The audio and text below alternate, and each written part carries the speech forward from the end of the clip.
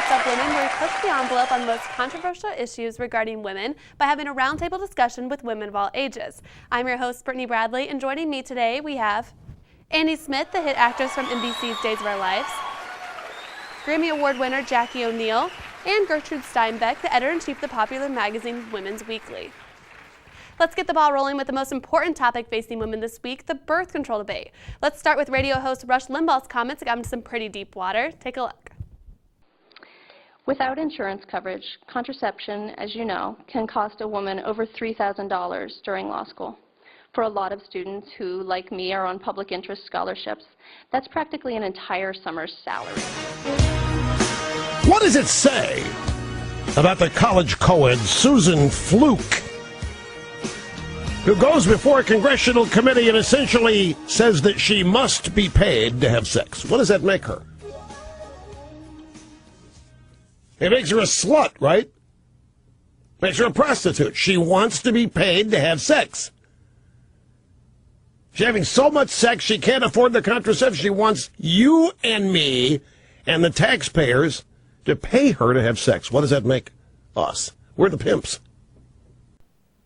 Well, I think this is definitely a matter of public interest. Everyone is outraged by this. Even the media, they're portraying it in the wrong way. But what we really need to look at is the argument that he's actually trying to make, and not just his vulgar tone. Well, I think the argument that he's trying to make is that women should be responsible for paying for their own safe sex practices and that the company should not be responsible for that. Well, a woman my age can completely agree with that. I think that young girls these days, they're acting promiscuous, and they need to be the ones held solely accountable. I don't necessarily agree. Being a young woman, I see where Sandra Fluke's coming from. Insurance covers all sorts of health issues, so why not women's health? I think maybe it could cover the doctor's visit, but not the pills. But why would it just cover the doctor's visit and not cover the pills? Honestly, it shouldn't be covering any of it. This is a lifestyle choice. This is an extra expense. And really what the issue comes down to is responsibility, and young women these days are not taking enough.